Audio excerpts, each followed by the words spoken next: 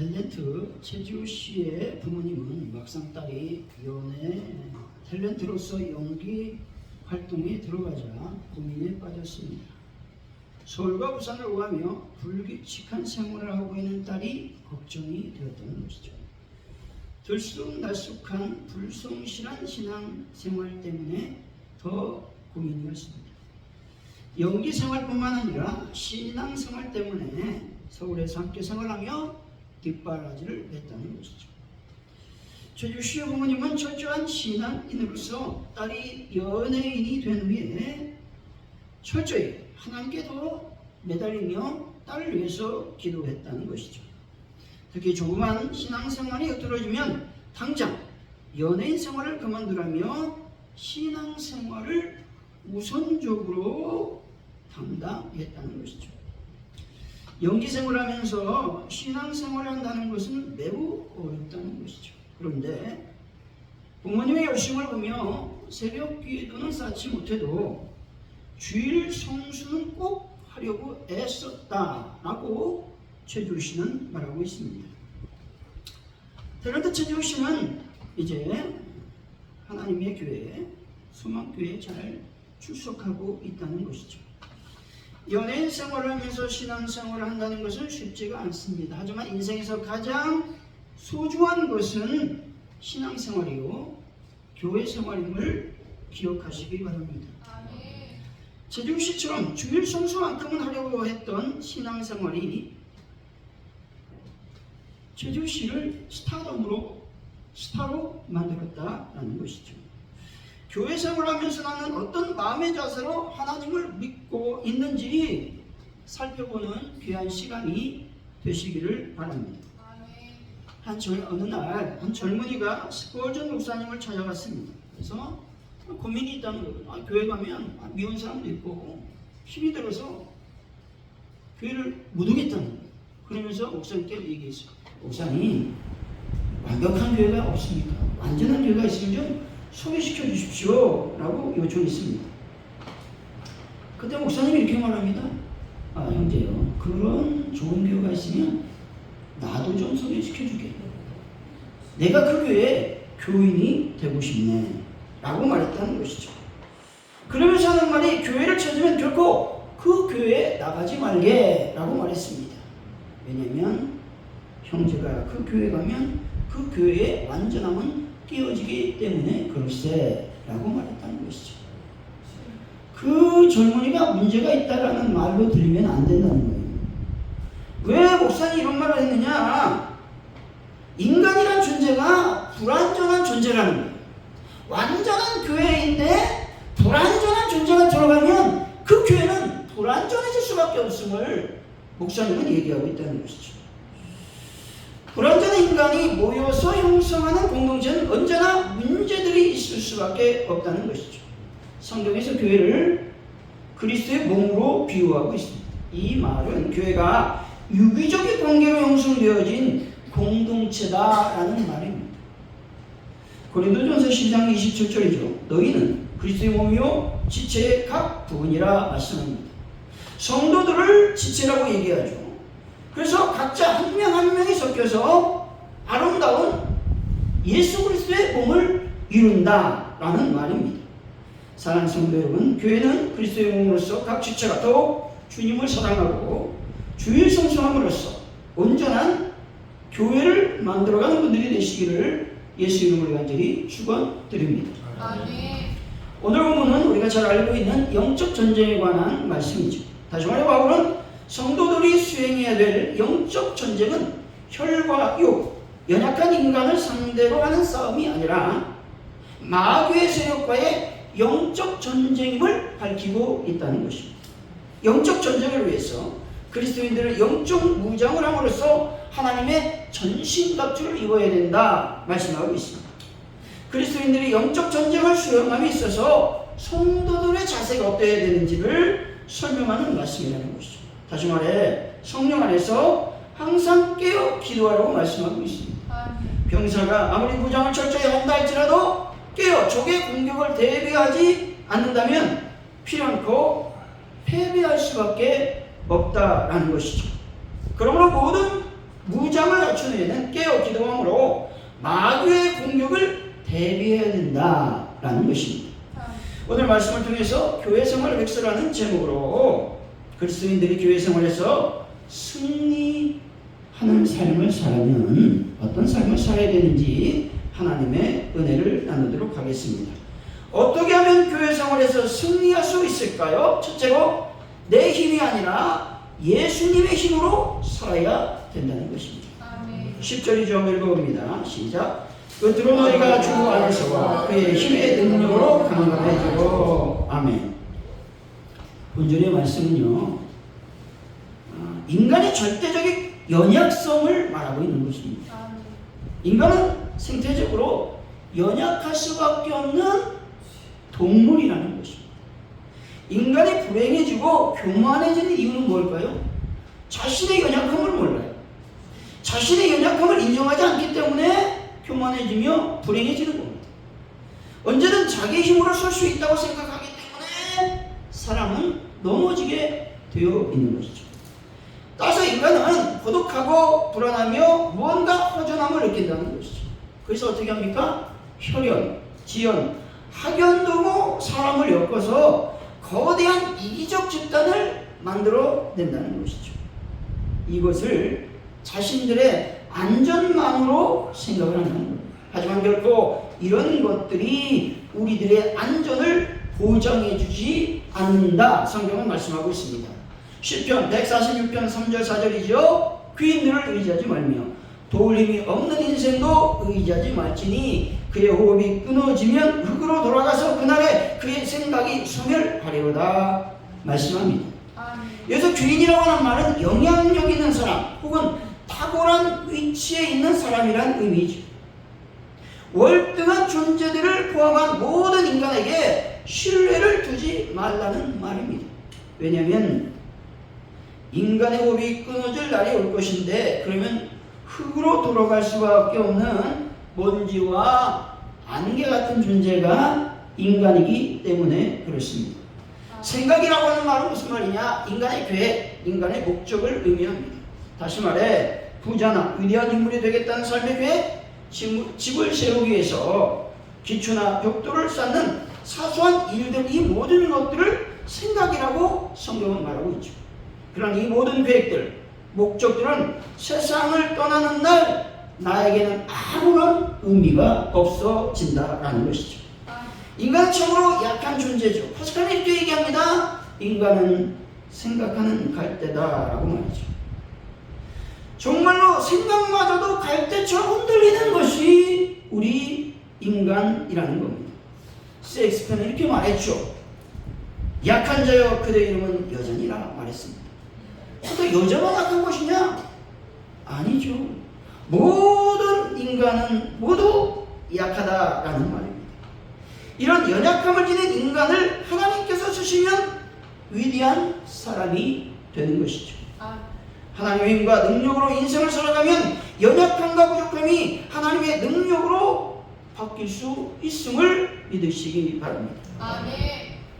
인간에게 있는 위대한 능력은 인간 자체에 있는 것이 아니라 창조자의 보호와 인도 아래 있을 때만 가능하다는 것입니다.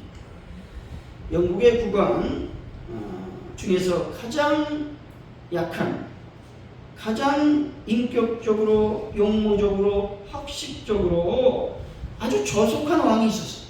그 왕이 누구야? 제임스 1세였습니다. 그는 술을 그렇게 좋아했습니다. 그래서 악을 탐닉하는 일에 인생을, 시간을 소비했어요. 외교적인 이익을 위해서 자녀들을 외국 왕자들과 결혼시켰어요. 뿐만 아니라 호색과 방탕으로 국고를 탕진한 왕이었습니다. 머리는 균형을 잃었어요. 이성적인 판단을 못한다는 것이죠. 군침을 흘리는 혀. 또 외모는 어떻습니까? 이 활처럼 다리가 휘어졌다는 거예요. 눈에 이게 툭 튀어나왔어요. 그래서 그 눈을 통마울 눈이라고 합니다. 비열한 인간성을 갖고 있었다는 거예요. 또 현자티를 내는 외식, 위선, 이런 덕이 가득했습니다. 그는 왕으로서 존경할 가치가 조금도 없는 사람이었지만 하나님은 그 왕을 들어주셨다는 것이죠. 그는 성경학자를 소집하여 어느 시대를 막론하고 가장 감동적이며 영향을 주는 성경을 펴냈다는 것이죠. 그 성경이 바로 1611년 발행된 흠정역 성경이며 왕의 이름을 띤 제임스 왕역 성경이라는 것이죠. 하나님은 미련한 사람을 들어 지혜 있는 자를 부끄럽게 하신다는 겁니다. 제임스 1세 왕은 세상적으로 왕으로 실패한 것 같았지만 하나님은 그를 위대한 왕으로 만들어 놓으셨다는 것이죠. 고린도전서 1장 27절이죠.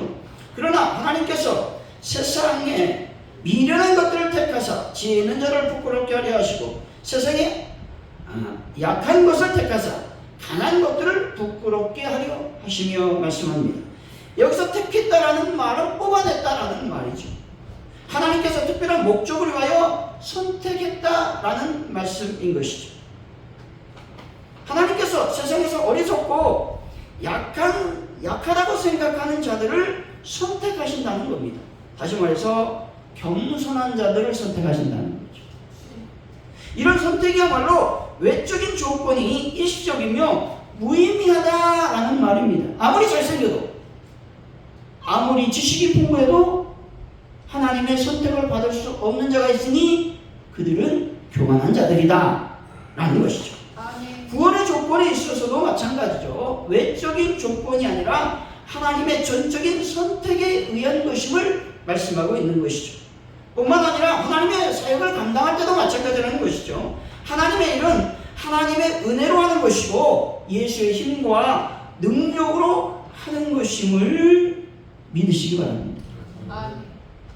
사랑하는 성도 여러분, 교회 생활을 하실 때에 내 연약함으로 교만하지 말고 예수의 힘으로 겸손하게 모든 일을 감당하여 승리하는 삶을 살아가시기를 예수 이름으로 간절히 축원드립니다. 둘째, 악운과 조건을 구별할 줄 알아야 된다는 겁니다. 12절이죠. 한번 읽어보죠. 시작. 우리의 시름은 혈과 육을 상대하는 것이 아니라 통치자들과 권세들과 이 어둠의 세상 주관자들과 하늘에 있는 악한 영들을 상대함이라. 아멘. 우리가 세상을 살아가면서 또 신앙생활하면서 해야 되는 일은 뭐냐? 싸움이라는 거예요. 씨름해야 된다는 것입니다.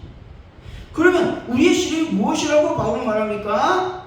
혈과 육에 대한 씨름이냐? 악의 영들에 대한 싸움이냐? 뭐라고 얘기해요? 악의 영들에 대한 싸움이라고 말하고 있어요. 여기서 혈과 육이라고 하는 말은 유한하고 연약한 인간적 본성을 말하죠. 그리고 악의 영들은 악한 영들을 말합니다. 다시 말해 악한 영들은 하늘에 있는 불순종의 아들들을 지배하는 영을 말하죠. 다시 말해 공중을 지배하는 악한 영들은 초자연적인 존재라고 말하고 있는 것입니다. 악한 영들을 설명하면서 먼저 통치자들, 권세를 얘기하죠. 이것은 좀 어려운 얘기지만 영지주의자들이 섬기는 악한 영의 세력들을 의미하고 있다라고 하는 것이죠. 그리스도께서는 이런 영적 세력들을 이 세상뿐만 아니라 오는 세상에서도 완전히 정복하시고 무릎을 꿇게 하셨다는 것이죠. 또 이 어둠의 세상 주관자들은 인간의 운명과 세상의 문제를 결정짓는 유성과 연결되는 것을 말하죠. 이게 무슨 말이냐? 이 유성이라고 하는 말은 별을 얘기하는 거예요. 천문학을 얘기하는 천문학. 옛날에 별을 보고 이제 세상을 판단하고 뭐 그런 것들을 지금 얘기하고 있다는 것이죠. 다시 말해서 이방신이나 로마 황제 혹은 영적 세력에게 적용된다라는 말이기도 하죠. 이런 세상 주관자들의 특징이 뭐냐? 어둠이라는 거예요. 어둠. 이 어둠은 에베소 교인들이 그리스도 예수를 영접하기 이전에 악이 지배하는 삶을 가리키고 있다는 말입니다. 그래서 이 세상 또 현 시대를 또 대표하는 말이기도 한 말이 어둠이라고 하는 말이죠. 우리의 신앙과 싸움은 영적인 것인지 인간적인 것이 아님을 말씀하고 있습니다. 그렇다면 생각해야 돼요. 우리들의 적군은 과연 누구인가? 우리들의 아군은 누구인가 하는 것이죠. 우리들의 싸움이 인간적인 것이 아니라 영적인 것이라고 말하는데, 그렇다면 우리들의 싸움의 대상은 누구다? 악한 영들이라는 거예요. 악한 영들과 싸움을 하는데 우리의 적군은 누구다? 악한 영들, 마귀라는 것이죠.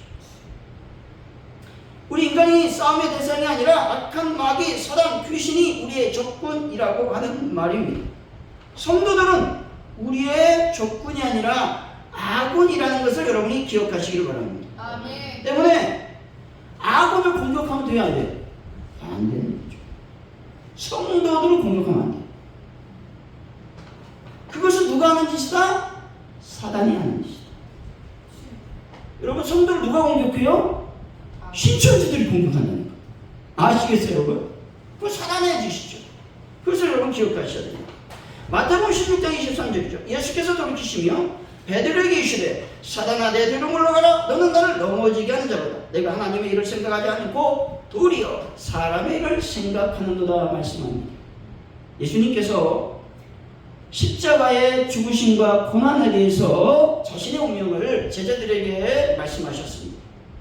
이렇게 얘기했을 때에 마태복음 16장 22절에서 베드로는 예수님의 말씀에 대해서 강력하게 항변합니다. 항변하다라는 말은 강압적으로 붙잡고 강권하는 모습을 말합니다. 다시 말해 예수님을 꾸짖는 거예요. 예수님을 견책하는 겁니다. 강력하게 책망한다라는 말입니다. 베드로는 예수님의 말씀을 듣자 책망조로 예수님의 뜻을 가로막고 어떻게든 그분의 뜻을 돌이키려고 훈육하고 있는 것입니다. 그런데 이런 베드로의 태도에 대해 예수님은 인간적인 서운함이 아니라 사단이 하는 것으로 인식했다라는 말입니다. 이 말은 베드로 자신을 향해 사단이라고 말한 것이 아니라 베드로가 사단에게 이용받는 도구가 되었다라는 말씀을 하고 있는 것이죠. 다시 말해서 사단이 베드로를 통해서 예수님을 넘어뜨리기 위하여 가까이 왔음을 예수님은 인식하고 있다라는 말씀이죠. 우리는요, 쓰임받는 존재라는 사실 기억해야 돼요. 아멘. 그럼 누구에게 쓰임을 받을 거냐? 사단에게 쓰임을 받을 것이냐? 아니면 하나님께 쓰임을 받을 것이냐? 하는 문제에 서 있다라는 것입니다. 그럼 누구의 선택? 나의 선택으로 말미암아. 그럼 우리는 누구의 선택으로 말미암아 누구의 쓰임을 받아야 되느냐? 하나님의 쓰임을 받는 저와 여러분들이 되시길 예수 이름으로 간절히 축원드립니다. 아멘. 넘어지게 하는 자라는 말씀을 지적하면 너는 나의 방해물이다, 장애물이다 라는 말씀. 이것은 사단이 예수님을 결코 넘어뜨리게 할 수 없으니 베드로를 통해서 교묘하게 덫을 놓고 있다라는 말이죠. 베드로는 인간적 생각으로 결코 예수님께서 십자가의 고난 현장에 가면 안 된다고 생각했습니다. 이것은 지나친 베드로의 생각의 집착인데 이건 누구의 생각이었어요? 사단의 생각이었다라는 것을 기억해야 된다. 아멘.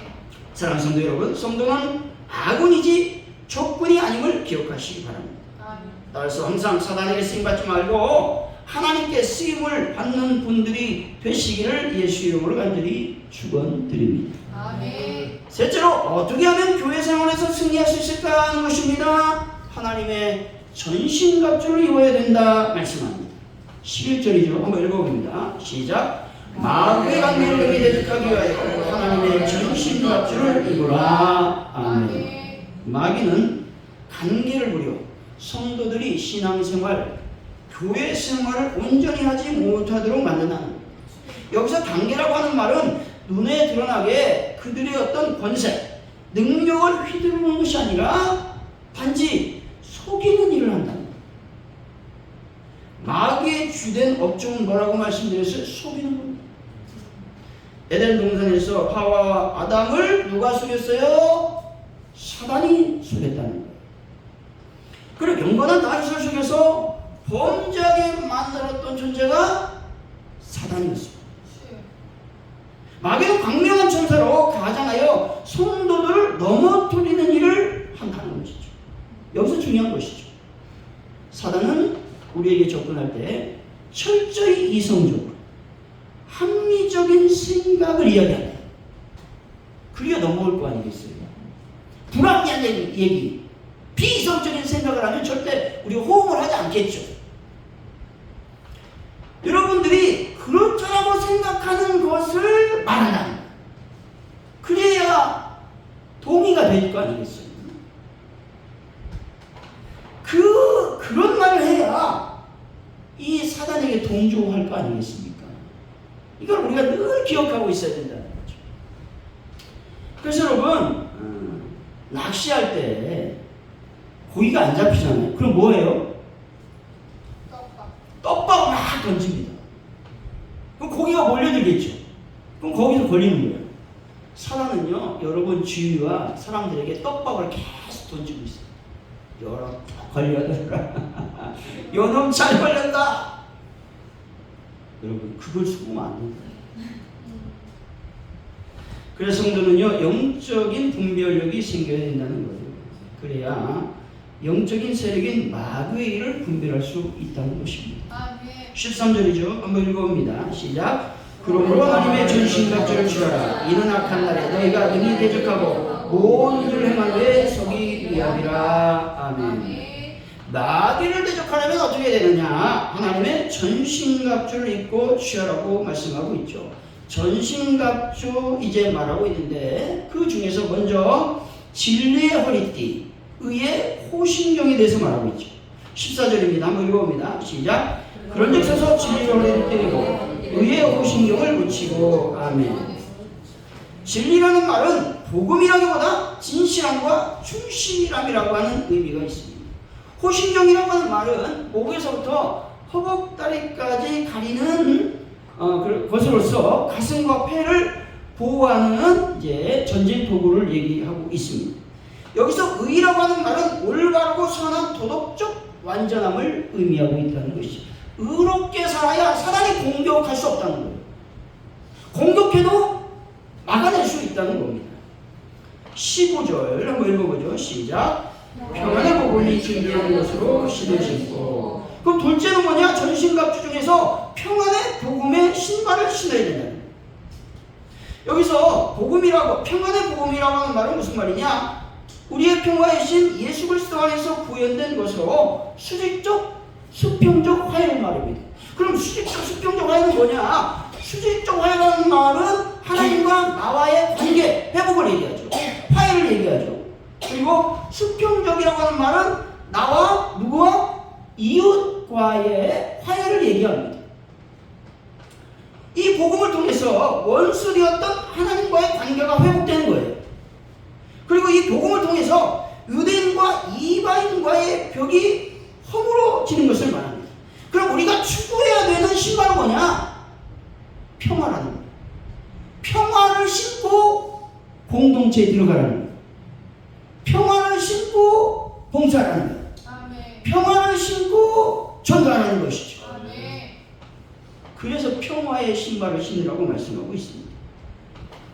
셋째로 무엇을 또 가져야 돼? 믿음의 방패를 가져야 된다고 말씀하죠. 16절이죠. 한번 읽어봅니다. 시작. 모든 교회에 믿음의 방패를 가지고 이로써 등이 악한 자의 모든 불박사를 소멸하고. 아멘.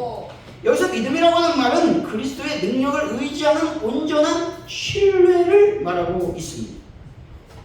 믿음으로 말미암아 핍박, 의심, 절망 등의 공격을 막아낼 수 있는 것이죠. 넷째로 뭘 우리가 취해야 되느냐? 구원의 투구와 성령의 검을 가져야 된다고 말씀하고 있죠. 우리 17절이죠. 한번 읽어봅니다. 시작. 구원의 투구와 성령의 검, 곧 하나님의 말씀을 가지라. 아멘. 구원의 투구는 실현된 구원을 의미하는데 구원의 소망을 얘기합니다. 늘 하늘의 소망을 갖고 살아야 된다는 거죠. 그래야만이 사단의 세속적인 말에 흔들리지 않는다라는 것이죠. 18세기에 전설적인 설교가 위필드라고 하는 목사님이 계셨어요.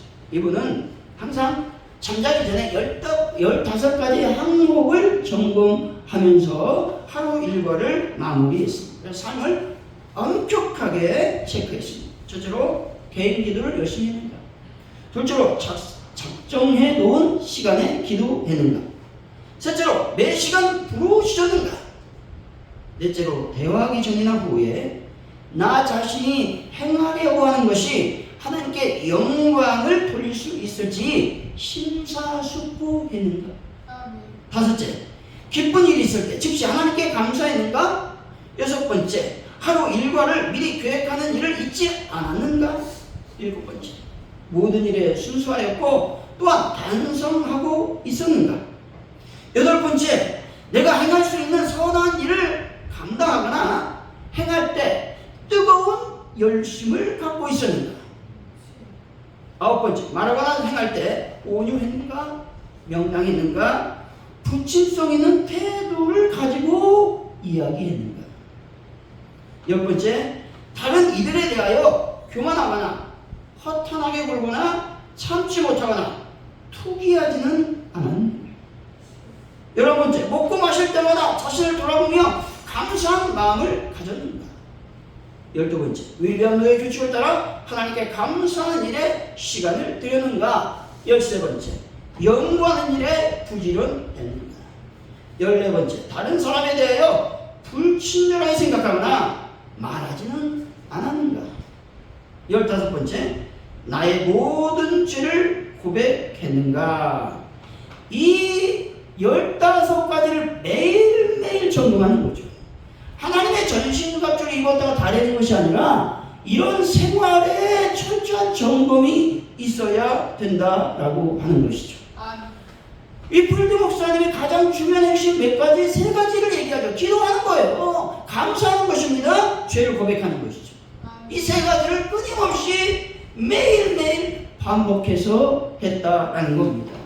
18절이죠. 읽어봅니다. 시작. 모든 기도와 간구와 항상 성령을 새기도록 이를 위하여 깨어 구하기를 항상 힘쓰며 여러 성들을 위하여 구하라. 아멘. 기도할 때 어떻게 해야 된다? 성령 안에서 해야 된다는 것이죠. 성령 안에서라는 말씀은 성령의 능력 안에서 성령의 도우심으로 기도해야 된다는 것이죠.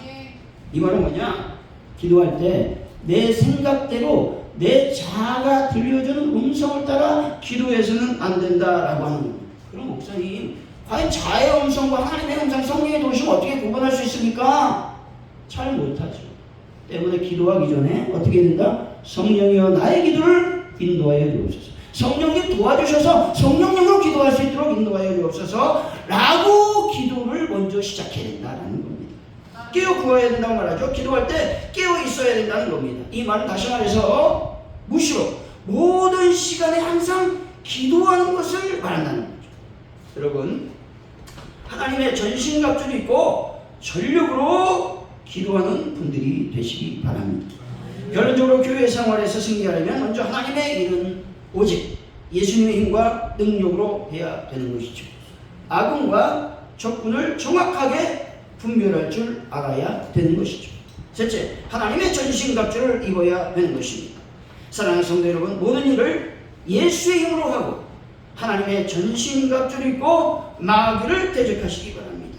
그래서 교회에서 승리하여 멋진 하나님의 일꾼들이 다 되시기를 예수의 이름으로 간절히 축원드립니다. 기도합니다.